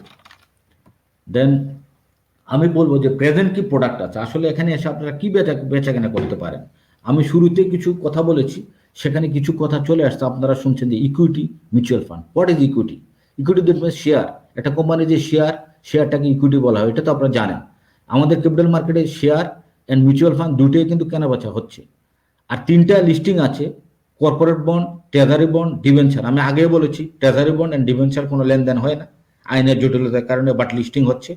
কর্পোরেট বন্ড আছে 2টা, এই 2টা কর্পোরেট বন্ড এখানে লেনদেন হচ্ছে। তাহলে আমি এখানে ধরলাম যে আমার এখানে ক্যাপিটাল মার্কেটে কি লেনদেন হচ্ছে? Equity, that means share, mutual fund and corporate bond, 3টা ইস্যু আমাদের এখানে এখন লেনদেন হচ্ছে। ফিউচার প্রোডাক্ট, আসলে ভবিষ্যতে আমাদের কি চিন্তাধারা আছে, ফিউচার এখানে কি প্রোডাক্ট এখানে কেনা বেচা হবে, বা অন্যান্য স্টক এক্সচেঞ্জে কি প্রোডাক্ট কেনা বেচা হয়। ইকুইটি, মিউচুয়াল ফান্ড অ্যান্ড আপনার বন্ড ছাড়াও আমাদের এখানে অন্যান্য স্টক এক্সচেঞ্জে ট্রেডেবল প্রোডাক্ট আছে কিছু, বন্ড, শরিয়া কমপ্লায়েন্স বন্ড, সুকক ইন্ডেক্স, ইটিএফ, ডেরিভেটিভস। আমাদের এখানে বন্ড মার্কেট এখনো এস্টাবলিশড বন্ড মার্কেট নাই, বাট কিছু আইনের প্যারামিটারের কারণে আমরা 2021-এ আমরা সেট করেছি একটা স্ট্রং বন্ড মার্কেট এস্টাবলিশ করা। আপনারা দেখবেন যে বিভিন্ন প্রতিষ্ঠান যেমন ব্যাঙ্কগুলো বেসেল 2, বেসেল 3 ওগুলো মেনটেন করার জন্য, এগুলো ফুলফিল করার জন্য ওনাদেরকে নতুন করে ফান্ড রেজ করতে হয়। ওনারা কি করে? বন্ড ছাড়ে। বন্ড ছেড়ে কাকে? বিভিন্ন ইনস্টিটিউট ওদের বন্ড কিনে নেয়, বন্ডের ফেসগুলো 1 লক্ষ, 2 লক্ষ বা 10 লক্ষ এরকম থাকে।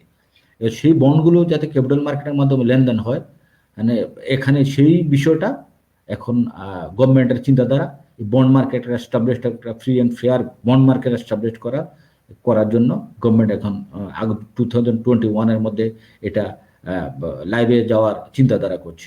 শরিয়া কমপ্লায়েন্ট প্রোডাক্টগুলো যাতে আসে, সুকুক যেগুলো আপনার অনেক মিডল ইস্ট, আমাদের এখানে তো ফরেন ইনভেস্টররা আছে যারা এখানে শরিয়া প্রোডাক্ট খোঁজে তাদের জন্য, এবং অ্যাজ ওয়েল এস আমাদের যেহেতু ম্যাক্সিমাম মুসলিম আমাদের দেশের জনগণ, সেইদেরকে চিন্তা করে এই সুকুক এখানে করার চিন্তাধারা করছে। বিভিন্ন ইন্ডেক্স বেস প্রোডাক্ট, ইটিএফ মানে এক্সচেঞ্জ ট্রেডেড ফান্ড, যেটা হলো একটা ফান্ড ক্রিয়েট করা মার্কেটকে স্টেবিলাইজ করার জন্য ইটিএফ এখানে চালু করার চিন্তাধারা আছে উইদিন 1 ইয়ারের মধ্যে। আর উইদিন 5 ইয়ারের মধ্যে ডেরিভেটিভস মার্কেট, যেটা হলো derives from the other securities, derivatives market এখানে চালু করার চিন্তাধারা আছে। সেই প্রোডাক্টগুলো এখনো আমাদের মার্কেটে নেই, যেগুলো within 5 years all product will be launched in the capital market. Development on bond market, আমি আগে বলেছি যে ডেভেলপমেন্ট বন্ড মার্কেট নিয়ে গভর্নমেন্টের কিছু চিন্তাধারা আছে, বন্ড মার্কেট কিভাবে ডেভেলপ করা যায়। বন্ড মার্কেট কিন্তু একটা স্ট্রং মার্কেট। আমাদের পার্শ্ববর্তী দেশ মায়ানমারে কিছুদিন আগে স্টক এক্সচেঞ্জ হয়েছে, বাট সেই স্টক এক্সচেঞ্জে অলরেডি 100-এর উপরে বন্ড লিস্টিং হয়ে গিয়েছে, কিন্তু হোয়ারেস আমাদের এখানে 2টা bond already listed. That's why আমাদের গভর্নমেন্ট কিছু 2020 থেকে 2024 কিছু ডেভেলপমেন্ট কাজের ওরা চিন্তা করছে। সেই চিন্তা করে সম্পূর্ণ ফান্ড টাকাটাই ক্যাপিটাল মার্কেট থেকে ওরা তোলার ওরা চিন্তাধারা ওনাদের আছে, যেহেতু মার্কেট ফার্দার গ্রো করার সুযোগ এখানে রয়ে গিয়েছে। এই জায়গাটা গ্রে হিসাবে আছে, এখানে বন্ড মার্কেট ডেভেলপ করে ক্যাপিটাল মার্কেটকে আরো ডেভেলপ করার চিন্তাধারা করছে। আমরা 2টা বোর্ড অলরেডি আমাদের এখানে ডিজাইন করা আছে, অলরেডি এসএমএ বোর্ড হয়ে গিয়েছে। ডিসি অল্টারনেটিভ ট্রেডিং বোর্ড নামে আরেকটা বোর্ড আসছে। আমাদের এখন মেইন বোর্ডের শেয়ারগুলো লেনদেন হয়। এসএমই কোম্পানি, যেসব কোম্পানি 5 কোটি টাকা পেইড আপ, 5 কোটি থেকে 30 crore, 5 crore থেকে 30 crore যেসব কোম্পানি পেইড আপ ক্যাপিটাল আছে, সেই সব কোম্পানি ক্যাপিটাল মার্কেটে লিস্ট কমপ্লায়েন্সের মাধ্যমে ওরা এখানে লিস্টেড হতে পারে। লিস্টিং হয়ে এলিজিবল ইনভেস্টরের মাধ্যমে ওরা টাকা পয়সা এখান থেকে জেনারেট করতে পারে। জেনারেট করে এখানে শেয়ার, ওদের শেয়ারটা লেনদেন হওয়ার সুযোগ রয়েছে। সেই সুযোগের কারণে আমাদের ডিসি এসএমই প্ল্যাটফর্ম নামে একটা প্ল্যাটফর্ম আলাদা অলরেডি লঞ্চ করেছে, এবং সেটার আপনার এখনো কোনো শেয়ার এখনো লিস্টিং হওয়া নেই। 2টা কোম্পানি অলরেডি অ্যাপ্লাই করেছে। এসএমই প্ল্যাটফর্ম ডিসিতে ফার্দার গ্রো করার যথেষ্ট সুযোগ রয়েছে। সেটা হলো আমাদের ফিউচার প্রসপেক্ট, যে আমরা আশা করছি 2021-এর মধ্যে মিনিমাম 100 কোম্পানি আমাদের এখানে লিস্টিং হবে। But till now there are 0 company in SME board. We are planning to enlist minimum 100 company within 2021 in the SME platform. এখানে আমাদের ফিউচার হিউজ একটা প্রসপেক্ট আছে।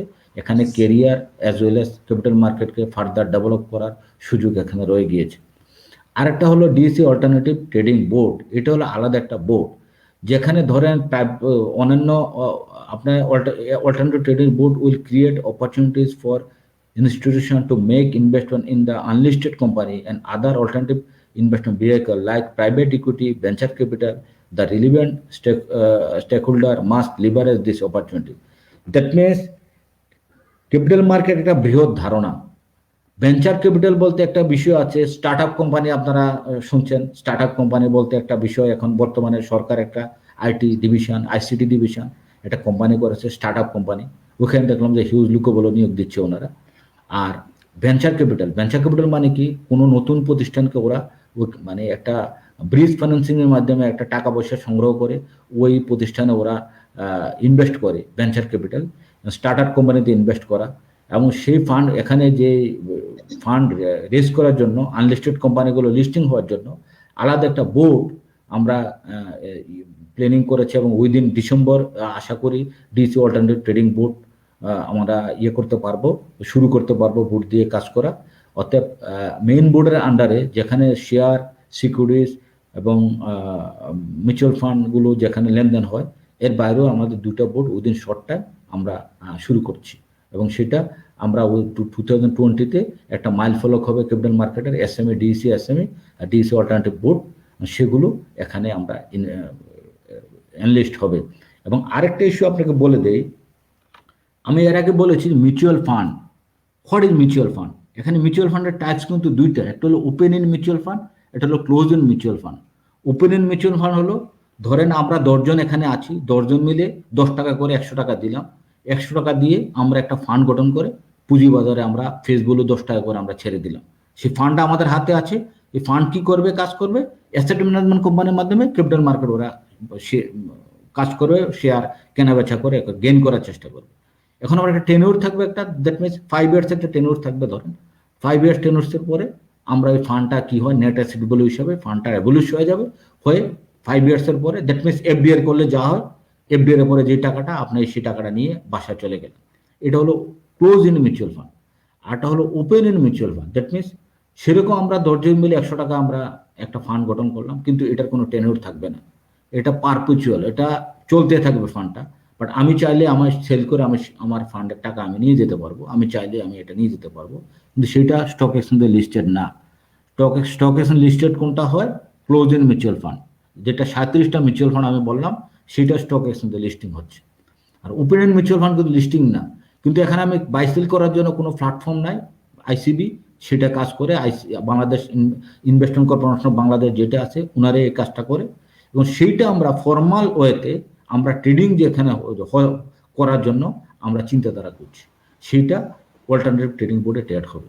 এখন এখানে বর্তমানে 20,000 কোটি টাকার ওপেন এন্ড মিউচুয়াল ফান্ড আছে, সেই মিউচুয়াল ফান্ডটাও অল্টারনেটিভ ট্রেডিং প্ল্যাটফর্মে ট্রেড হবে। That means within 2021-22 crypto market will further grow, মানে একটা মাইলফলকে যাবে, সেটা হলো এখান থেকে আমরা ধারণা করতে পারছি। একটু রেগুলেটর কি করছে এখন, রেগুলেটর আসলে আগামী, আমি যেটা বললাম যে আগামী 2 বছর রেগুলেটর একটা মানে মাইলফলক ধরেছে যে আগামী 2 ইয়ার্সের মধ্যে প্রোডাক্ট ডাইভার্সিফাই করা হবে।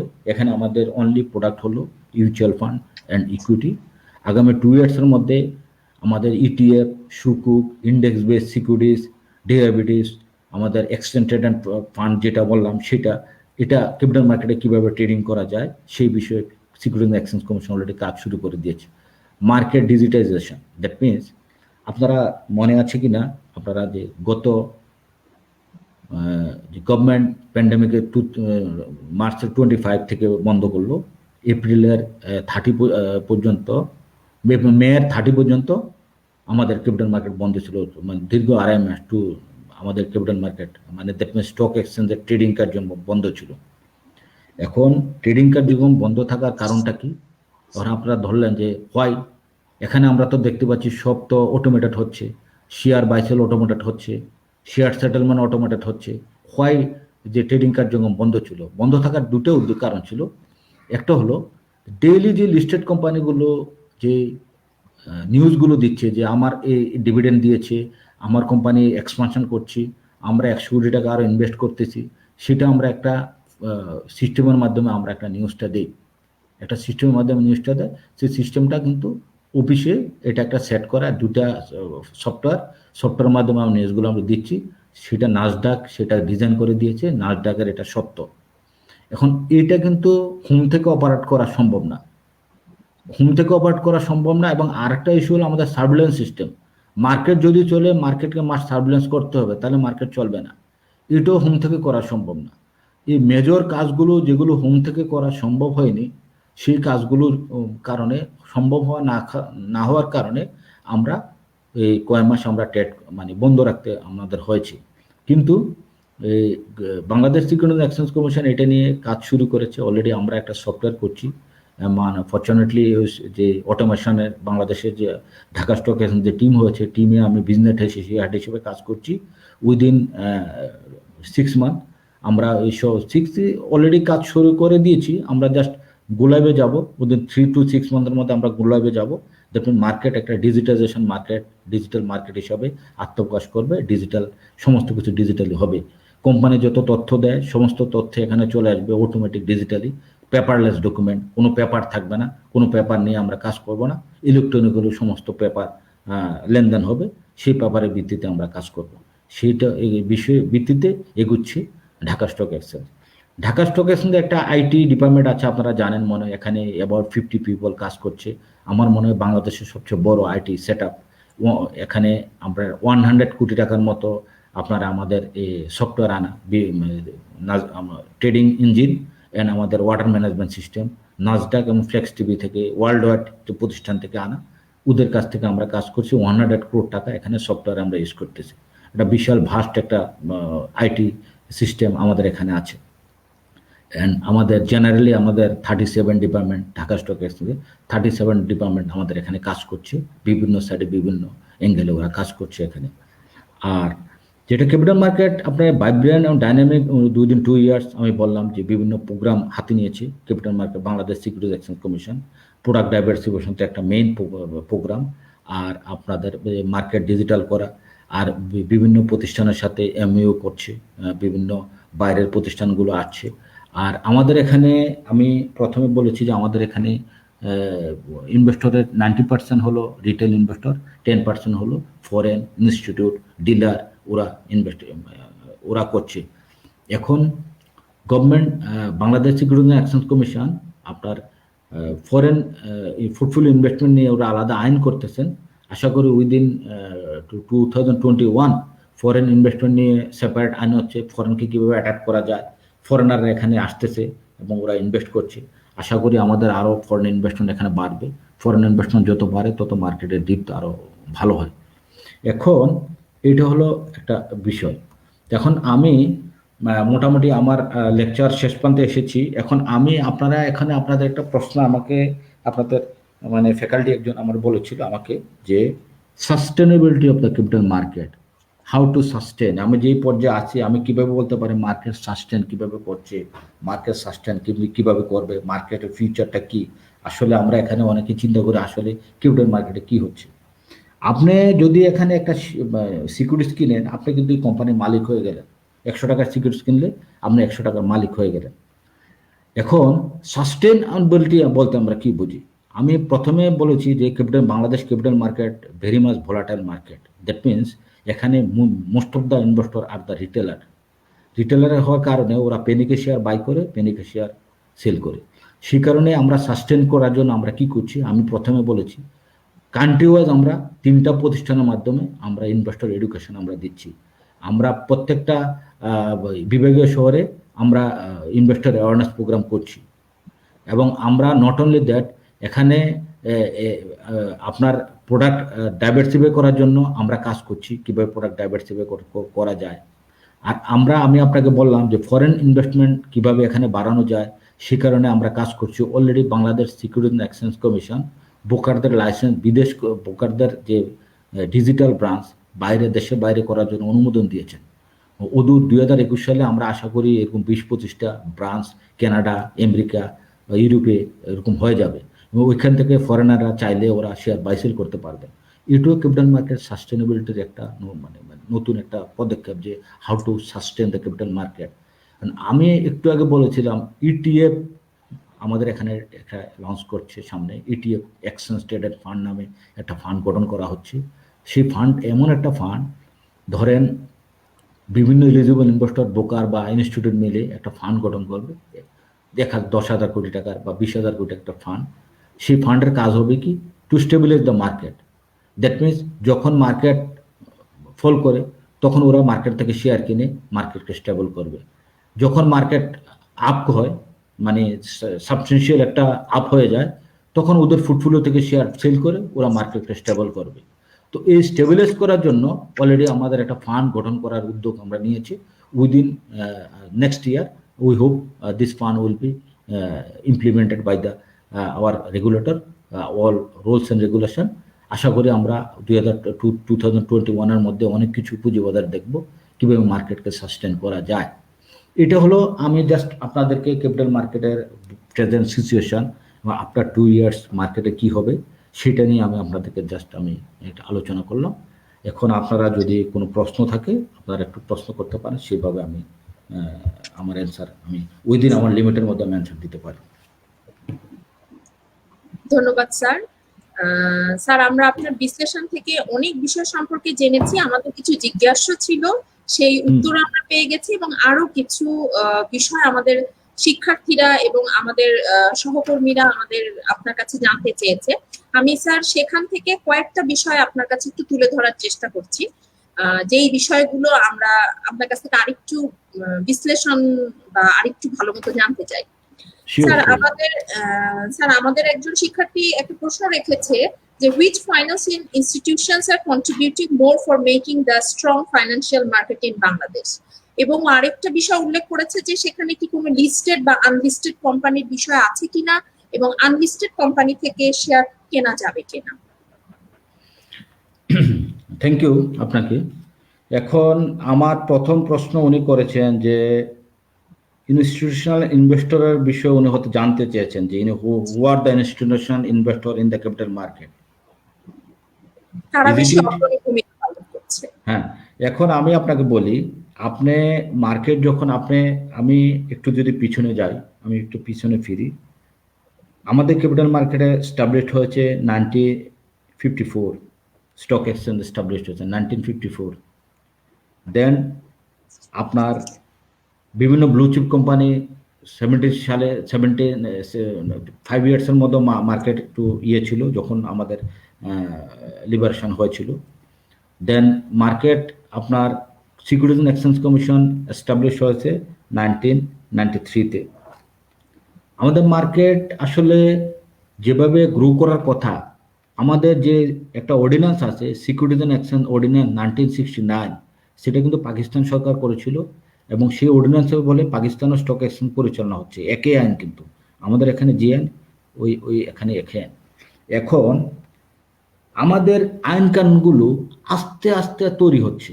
1996-এ আপনারা মনে আছে কি না, আপনারা অবশ্য শুনে থাকবেন পেপার পত্রিকা অথবা বই, কারণ আপনারা হয়তো অনেকের জন্ম হয় না ওইখানে ওই সময়। ওই 1996-এ মার্কেট ফল করেছিল, একবার ডিবেকল হয়েছিল, মার্কেট হিউজ ডিবেকল হয়েছিল।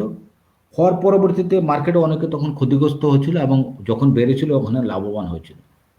সে 1996 চিন্তা করে গভর্নমেন্ট কি করেছিল, কিছু আইন কানুন আবার নতুন করে তৈরি করেছিল।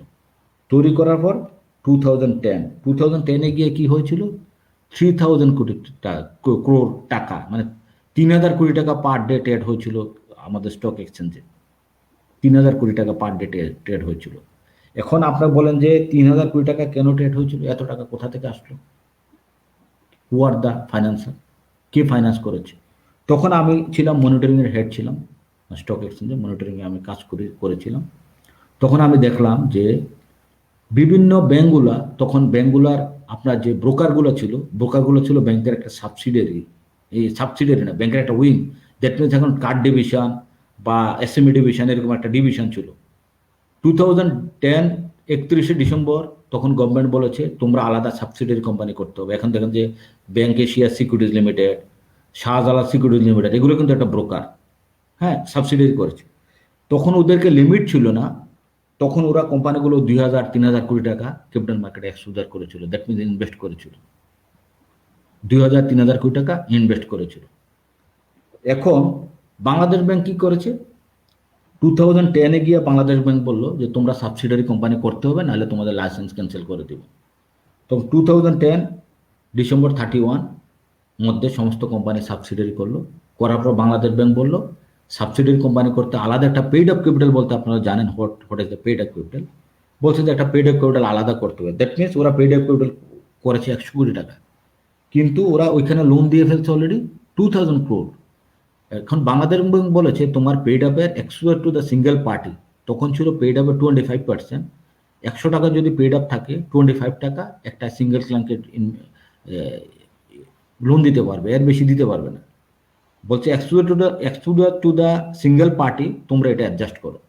সেই অ্যাডজাস্ট করতে গিয়ে এখন কি হয়েছে, ওরা দেখলো যে তখন ব্যাঙ্কগুলোর পেইড আপ 100-200 কোটি টাকা, এরকম 50 কোটি টাকা, তখন ওরা ওই শেয়ারটা মার্কেটে সেল করে দিতে হলো। তখন সেই শেয়ারটা পাবলিক বা অন্যান্য প্রতিষ্ঠান, অন্যান্য বডি কিনে ফেললো। ওই শেয়ার মার্কেটে অ্যাবজর্ব করতে পারলো না পারার কারণে মার্কেট শেয়ার ফলিং এবং সেই বায়ার তৈরি হলো না। এটা জাস্ট ডিমান্ড অ্যান্ড সাপ্লাইয়ের একটা ক্ষেত্র, কিছু না। এখানে ডিমান্ড হবে, সাপ্লাই অ্যাভেলেবল, যদি সাপ্লাই কম থাকে শেয়ার দাম বাড়বে, ডিমান্ড বেশি হলে শেয়ার দাম বাড়বে, সাপ্লাই বেশি হলে শেয়ার দাম কমবে। This is the mechanism, only ইকোনমিক্সের থিওরি, আর কিছুই না কিন্তু এখানে। তখন কি হলো, সাপ্লাই বেশি ডিমান্ড নাই, শেয়ার পড়তে থাকলো। আমি ধরেন 200 টাকা শেয়ার আমি কিনলাম 150 টাকা দিয়ে, সেই শেয়ার আমি আর বিক্রি করতে পারছি না। সেই শেয়ার আবার আরেকজন কিনলো 100 টাকা দিয়ে, বিক্রি করতে পারছে না। এমনি কমতে কমতে 200 টাকা শেয়ার হয়ে গেলো 20 টাকা। এটাই ছিল মার্কেটের সিনারিও, কারণ অতিরিক্ত ফান্ড এখানে ঢুকেছিল। এবং ইনস্টিটিউট যারা বান্ডিংসের কারণে, রেগুলেশনের বান্ডিংসের কারণে ওরা এখানে শেয়ারটা অফলোড করে দিতে হলো, এবং ওরা যারা কিনেছে ওর পরে ওই শেয়ারটা ওরা আর অফলোড করতে পারলো না, কারণ বায়ার এখনো ওরা পেলো না ওইভাবে, তখন ওরা কম দামে সেল করলো, আরেকজন আবার কম দামে সেল করলো, এইভাবে মার্কেট ফল করলো। 2000 পরে মার্কেট, আমাদের মার্কেট আজকে 9 ইয়ার্স ফলিং ছিল মার্কেট, এটা পৃথিবীর ইতিহাসে আসলে রেকর্ড, কোনো মার্কেটে কিন্তু এত বছর মার্কেট ফল থাকে না। এখন কথা হলো হু আর দ্য ফাইন্যান্সার, আমি আপনাকে বললাম যে ইনস্টিটিউট যারা ফাইন্যান্স করেছিল এখানে, এখন কারা ফাইন্যান্স করছে, কেন করছে না ওরা? এখন যারা ফাইন্যান্স করেছিল আগে তারা এখন আটকে গেছে, ওরা এখন সিঙ্গেল পার্টি এক্সপোজারে ওরা আর এখানে ইনভেস্ট করতে পারে না, ওই অনেকে আটকে গিয়ে এখন থেকে এখনো বের হতে পারেনি ওই বলয় থেকে, এই কারণে ইনভেস্ট করতে পারছে না।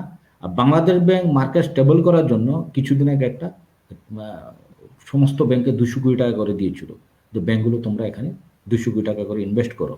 ব্যাংকগুলো কিছু ব্যাংক করছে আর কিছু ব্যাংক পাচ্ছে না, করার চেষ্টা করছে। এখন আমাদের এখানে মূল ইনস্টিটিউট হলো ব্যাংকগুলো, ব্যাংক, ইন্স্যুরেন্স কোম্পানি, নন ব্যাংক ফাইন্যান্সিয়াল ইনস্টিটিউট যারা ক্যাপিটাল মার্কেট ইনভেস্ট করে, আর ব্রোকারের ডিলার, টেক হোল্ডার কোম্পানি যে ডিলার, ওরা ডিলার অ্যাকাউন্ট ওরা শেয়ার বাই সেল করতে পারে, ডিলার ওরা মূল এখানে ফাইন্যান্সার। আর আরেকটা ছিল কি প্রশ্ন, সেকেন্ড প্রশ্ন কি ছিল আপনার? স্যার যেটা ছিল যে এই ক্ষেত্রে লিস্টেড বা আনলিস্টেড কোনো ও কোম্পানি লিস্টেড থাকতে পারে? আনলিস্টেড, না না না, okay fine. Listed securities exchange কমিশনের আইন অনুযায়ী ক্যাপিটাল মার্কেটে আপনারা তো জানেন যে একটা কোম্পানি লিস্টিং হতে হলে প্রথম ক্রাইটেরিয়া হলো public limited company. The company must be a public limited company. No private limited company are eligible to be listed in Dhaka stock exchange or capital market. এখন লিস্টেড কোম্পানি যারা আছে সেই listed company এখানে লেনদেন করবে share, unlisted কোনো কোম্পানির share এখানে আনলিস্টেড মানে কি? লিস্টেড বলতেও আমরা বুঝি যে কোনো জায়গায় লিস্টিং হয়েছে, অন্তর্ভুক্ত হয়েছে, তালিকা হয়েছে। কোথায় তালিকা হচ্ছে? ঢাকা স্টক এক্সচেঞ্জ তালিকা হচ্ছে। সেই তালিকাভুক্ত কোম্পানি ব্যতীত কোনো কোম্পানি এখানে লেনদেন করার কোনো সুযোগ নাই। তবে আমি এর আগে আপনাকে একটা স্লাইড আমি বলেছি যে আমরা দুইটা বোর্ড করেছি, একটা হলো DC SME, DC alternative trading board. ওই যে উনি প্রশ্নটা করেছে আনলিস্টেড কোনো কোম্পানি এখানে লিস্টিং হওয়ার সুযোগ আছে কিনা, ডিসি অল্টারনেটিভ ট্রেডিং বোর্ডে আনলিস্টেড কোম্পানিও ট্রেডিং করার সুযোগ আমরা তৈরি করছি। উইদিন 6 মান্থ আমরা আনলিস্টেড কোম্পানিকে এখানে কিভাবে লিস্ট এভাবে টাকা কিভাবে তুলতে পারে এবং ওরা কিভাবে ব্যবসা গ্রো করতে পারবে, যারা এখানে ইনভেস্টর আছে ইনভেস্টররা কিভাবে বেনিফিট হতে পারে, সেই বিষয়ে আমরা রুলস অ্যান্ড মেকানিজম করছি। উইদিন 6 মান্থ সেটাও একটা আমরা ফলপ্রসূ একটা রেজাল্ট চলে আসবে এখান থেকে। জি, থ্যাংক ইউ। স্যার আমাদের সময় স্বল্পতার জন্য আমরা সব প্রশ্ন নিতে পারছি না, আপনার কাছে শেষ একটা প্রশ্ন আমি একটু করতে চাই। আপনি আপনার স্লাইড 16 এর একটা বিষয় উল্লেখ করেছেন, আমাদের একজন সহকর্মী আমাদের ডিপার্টমেন্ট অফ বিজনেস অ্যাডমিনিস্ট্রেশনের গ্লোব ক্যাম্পাসের বিবিএর কোঅর্ডিনেটর মাসুদুজ্জামান স্যার একটা প্রশ্ন করেছিলেন আপনাকে যে how will the strategic partnership with the Chinese consortium of Shenzhen stock exchange and Shanghai Stock Exchange ensure the benefits of DSC? Actually আমি যদি আপনাকে বলি ডিএসসি পেড আপ ক্যাপিটাল এখন হলো 1803 কোটি টাকা।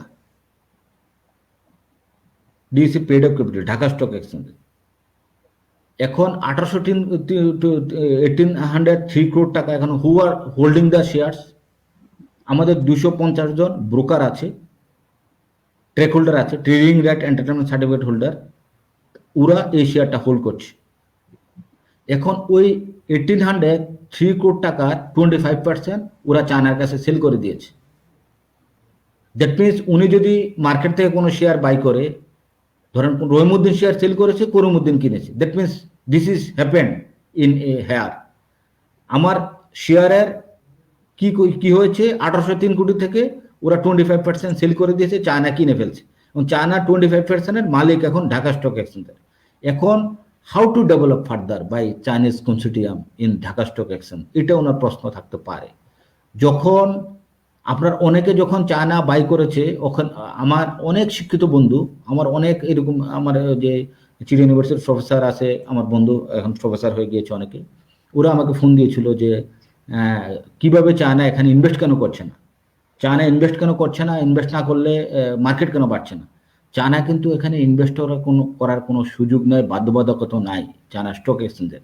ওরা এখানে কোনো ইনভেস্টর নিয়ে আসতে পারে ইনভেস্টর গ্রুপকে, কিন্তু চায়না সেনজেন এবং সাংহাই স্টক এক্সচেঞ্জ কোনো এখানে ইনভেস্ট এখানে করার সুযোগ এখানে নাই, বা ওরা করবে না। ওরা কি করবে, ওরা আমাদেরকে 370 crore টাকা, মানে 370 কোটি বাংলাদেশি টাকায় ওরা আমাদেরকে টেকনিক্যাল এবং হিউম্যান রিসোর্স ওরা ডেভেলপমেন্ট করার জন্য আমাদেরকে ওরা প্রতিশ্রুতি দিয়েছিল।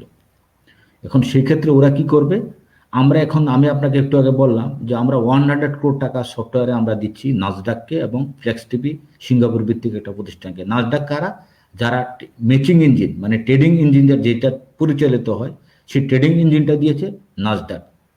এবং এই অর্ডারটা ডেলি যেটা দিচ্ছে, কেউ বাই করছে, কেউ সেল করছে, সেই অর্ডারটা আপনার দিচ্ছে কারা, এই ফ্লেক্স টিভির মাধ্যমে দিচ্ছে। সেই দুইটা সফটওয়্যারের জন্য আমরা কি করছি, 100 কোটি টাকা আমরা খরচ করেছি। প্রতি বছর আমরা 30 crore মতো রয়্যালটি দিচ্ছি, প্রতি বছর 30 crore মতো রয়্যালটি দিচ্ছি আমরা। সেই রয়্যালটিটা চায়না এখন আমাদের বলতেছে, একটা মিনিট সরি, তুমি থাকো, আমি আসছি। হ্যাঁ আমি আছি। আমার এখানে আমার সরি ফর ইন্টার, আমি এখানে যে চায়না কি করবে, যে আমাদের টেকনিক্যাল যেটা ম্যাচিং ইঞ্জিন, আমাদের সার্ভিলেন্স সফটওয়্যার আমরা সুইডেন থেকে নিয়েছি, এখানে আমরা 25 crore টাকার মতো খরচ করেছি। এবং আমাদের ফ্লেক্স টিভি যেটা ওই ম্যাচিং ইঞ্জিন এবং টেকনিক্যাল ওরা আমাদেরকে সাপোর্ট করবে। দ্যাট মিনস ওরা এখন চাচ্ছে এগুলো ওনারা নিজেরা দিবে, আমরা বাইরে থেকে কিনা লাগবে না।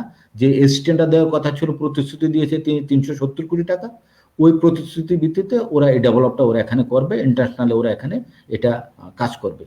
আর সেকেন্ড, ওরা আমাদের হিউম্যান রিসোর্স ডেভেলপমেন্ট জন্য ওরা কাজ করবে। আমি 2019-এ জাস্ট কোভিডের তখন আমি ওইখানে পেপারে আমি দেখেছি ইয়াতে, যে আমি ওইখানে তো গুগল হয় না, অন্যান্য ইয়াতে আমি দেখেছি, আমি সেনজেনে ছিলাম, আমি সেনজেন স্টক এক্সচেঞ্জে আমি 20 days আমি ওখানে একটা ট্রেনিংয়ের জন্য আমি গিয়েছিলাম 2019-এ, যে information disclosure system. That means company থেকে যে ইনফরমেশনগুলো আসে কিভাবে সেটা পেপারলেস করা যায়, কিভাবে সেটা আপনার মানে সরাসরি কোম্পানি দিবে, আমরা এখান থেকে অ্যাপ্রুভ করব, কাগজ ছাড়া ডকুমেন্ট চলে আসবে।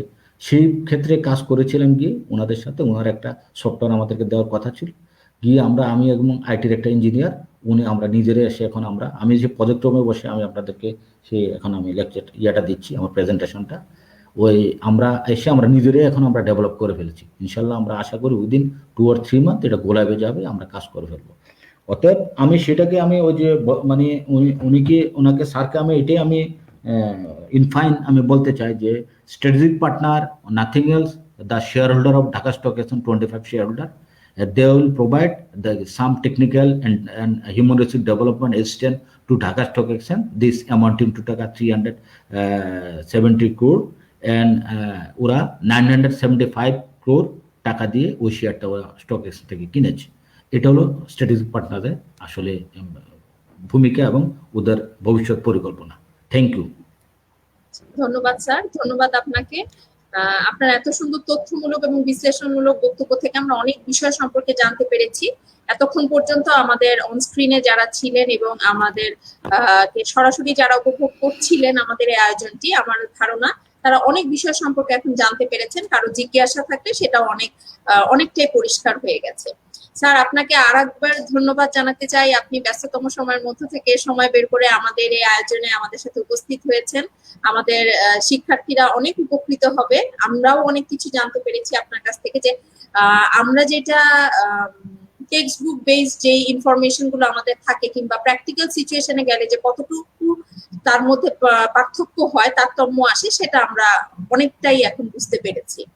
ধন্যবাদ স্যার, ধন্যবাদ আপনাকে। আপনাকে ধন্যবাদ। আর যারা এখানে অংশগ্রহণ করেছে এতক্ষণ ধরে, দীর্ঘক্ষণ 1 hour 20 minutes that already over, তাদেরকে সবাইকে ধন্যবাদ এবং আপনাদের নর্দার্ন ইউনিভার্সিটির কর্তৃপক্ষকে ধন্যবাদ জ্ঞাপন করছি।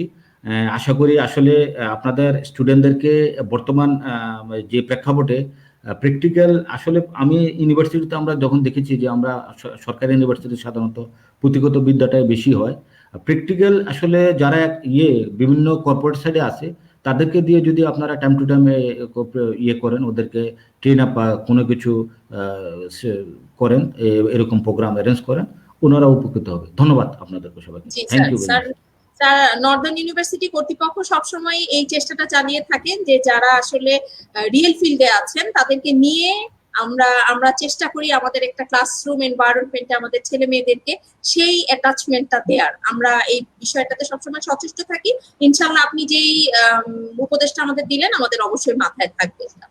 তো বিদায় নেওয়ার আগে আমি সবাইকে আরেকবার ধন্যবাদ ও কৃতজ্ঞতা জ্ঞাপন করতে চাই। আমাদের আজকের এই পুরো আয়োজনের তত্ত্বাবধানে, কারিগরি তত্ত্বাবধান, হোস্টিং এর দায়িত্ব ছিলেন আমাদের নর্দার্ন ইউনিভার্সিটি বাংলাদেশের Abdullah Mohammad Ibrahim sir, associate professor, এবং সার্বিক সমন্বয়ন কোঅর্ডিনেশনে ছিলেন Afroza Parvin madam, assistant professor, northern university Bangladesh. আপনাদের সাথে পুরোটা সময় জুড়ে আমি ছিলাম Farzana Chowdhury, senior lecture, northern university Bangladesh. আমি সবার কাছ থেকে বিদায় নিয়ে নিচ্ছি। ভালো থাকবেন, সুস্থ থাকবেন, নিরাপদে থাকবেন সবাই। শুভরাত্রি। Thank you.